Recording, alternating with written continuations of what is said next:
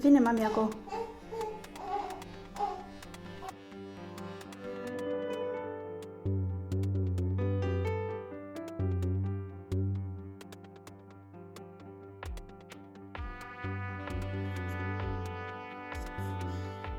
Bine v-am găsit! Eu sunt Cătălina, iar el este Tudor.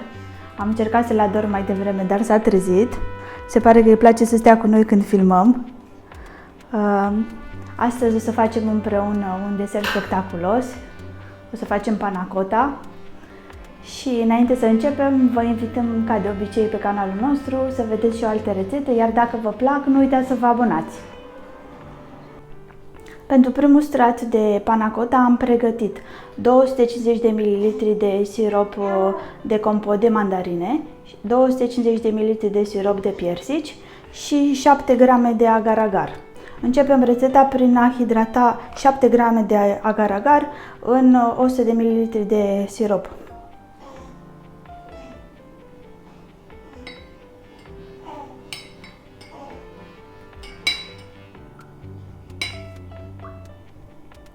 Adică o linguriță cu vârf.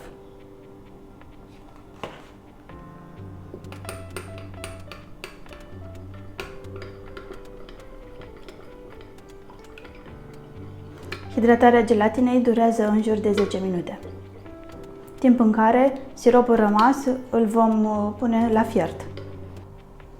Amestecăm zeama de la cele două compoturi și o vom pune la fiert.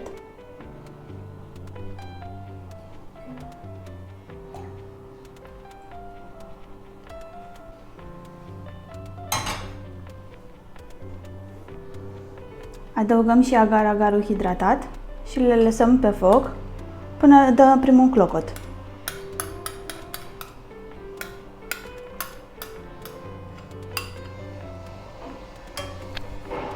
Pentru că vrem să ne iasă o culoare mai intensă, vom folosi și puțin turmeric.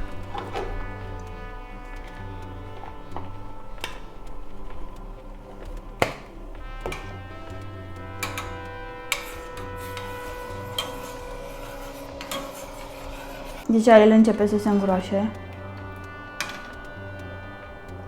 Avem astfel o culoare foarte frumoasă, foarte intensă. Îl mai lăsăm pe foc până începe să fiarbă. A început să fiarbă și vom opri focul.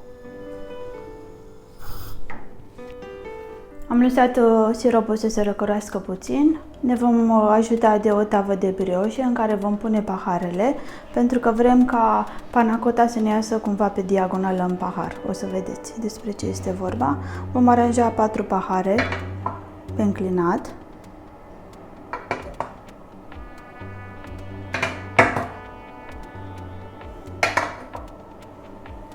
În care vom turna siropul obținut.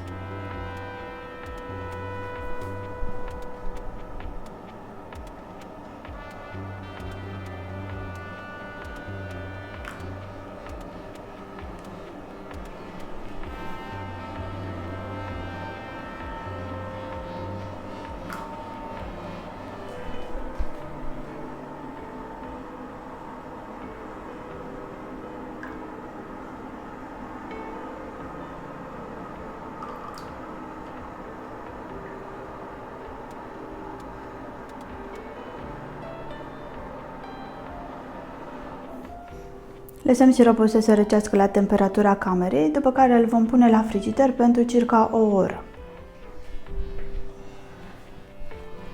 Cât stau paharele la frigider, ne pregătim pentru al doilea strat, iar pentru acesta o să avem nevoie de 200 de grame de fructe congelate, merișoare, smeură și mure, 50 de grame de zahăr, 7-8 grame de agar-agar și 50 de ml de apă. Vom face o dulceață. Vom pune tot așa la hidratat în cele 50 de ml de apă, 7-8 grame de agar-agar.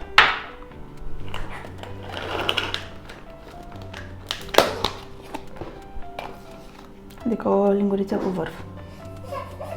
Hei, s-a trezit! Vine mama imediat!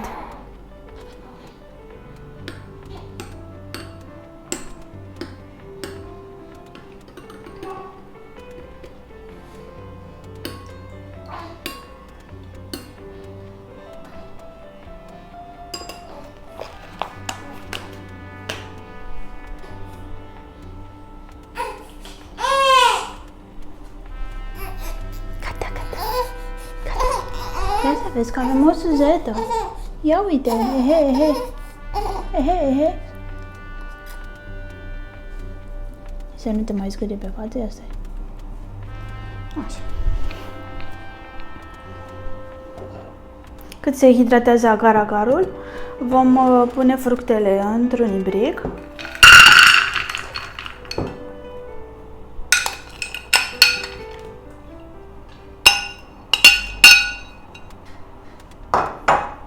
Împreună cu cele 50 de grame de zahăr, adică 2 linguri.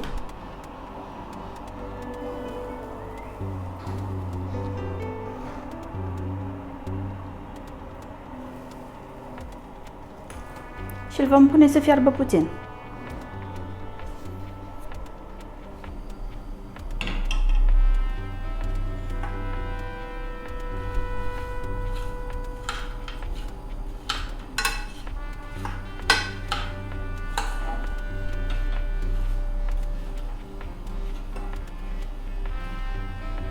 Îl vom lăsa să fiarbă 5-10 minute.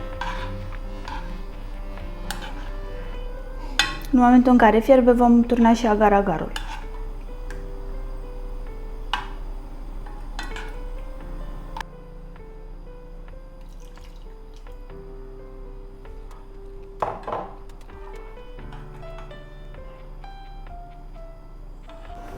Gemul a fiert 5 minute, o să-i oprim focul. El a început să se îngroașe deja, după cum se vede. Din acest gem vom face imediat o pastă.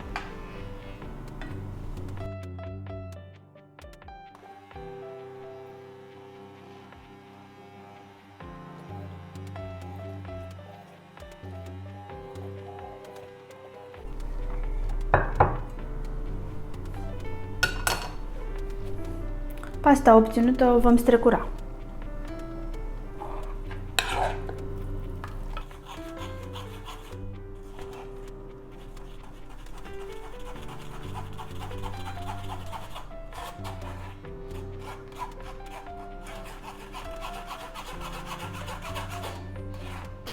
În felul acesta, semințele și cojile rămân în strecurătoare.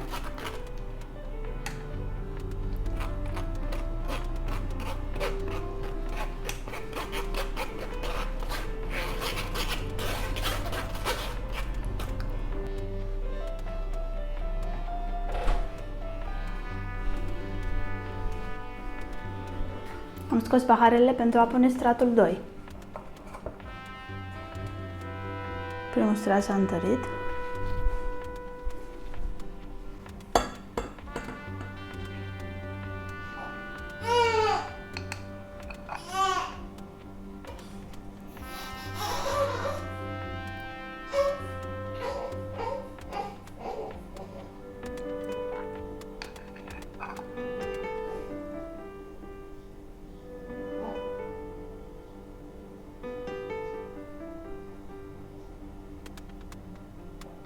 Este gata și al doilea strat. Îl lăsăm puțin să se răcorească și apoi băgăm paharele la frigider pentru încă o oră.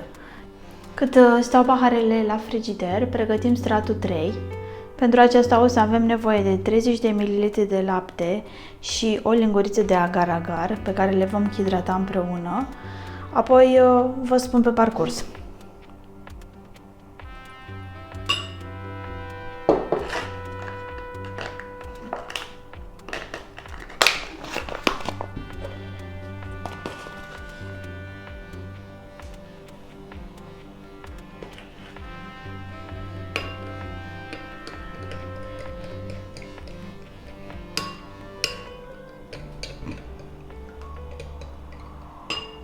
Pentru aromă folosim un pic de coajă de lămâie.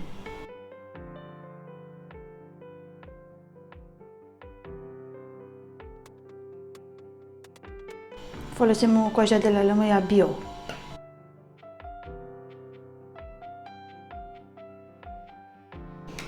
Pe lângă asta mai adăugăm o linguriță de zahăr,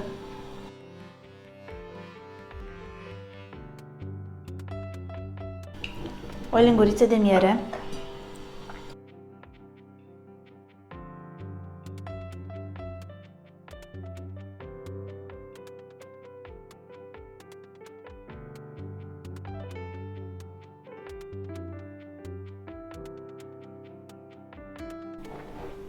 250 de ml de lapte,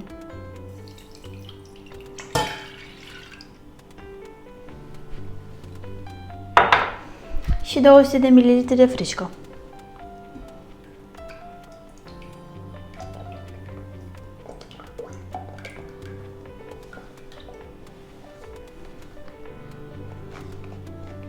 Am folosit o frișcă de 30% grăsime.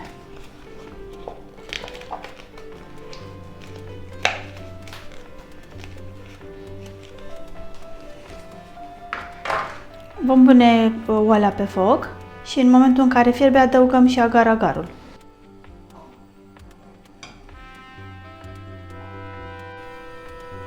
Adăugăm și agar-agarul.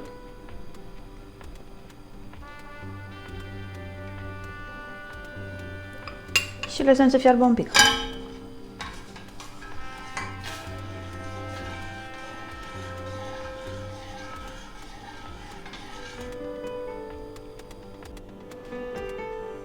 Crema este gata, ea a început să se îngroașe, am oprit focul. O vom lăsa să se răcorească. Dacă vă grăbiți cu ea, puteți să o puneți, să o strecurați și să o puneți într-un vas cu apă rece. Așa că noi o vom strecura și o vom lăsa un pic să se răcească.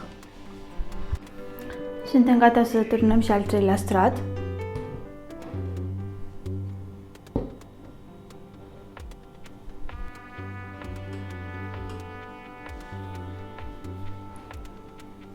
Am golit al treilea strat într-un ibric pentru a fi mai ușor de turnat.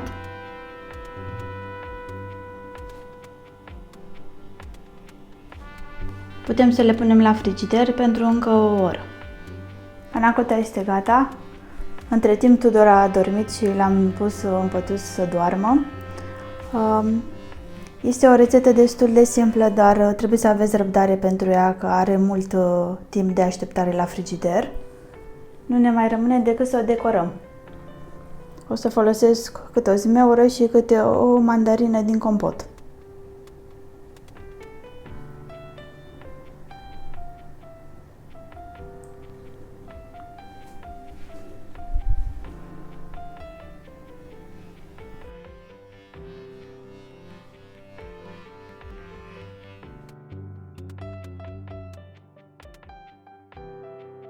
Haideți să o gustăm să vedem cum a ieșit.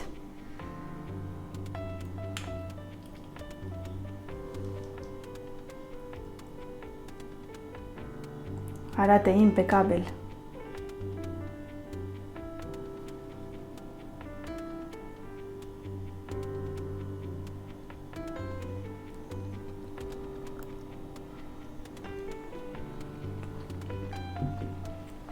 Este foarte bună. Extraordinar de bună. Vă invit să o încercați și voi. Este foarte simplu de făcut, așa cum ați văzut. Aceasta a fost rețeta pentru astăzi. Până data viitoare, eu și Tudor vă dorim să rămâneți sănătoși. Pa, pa!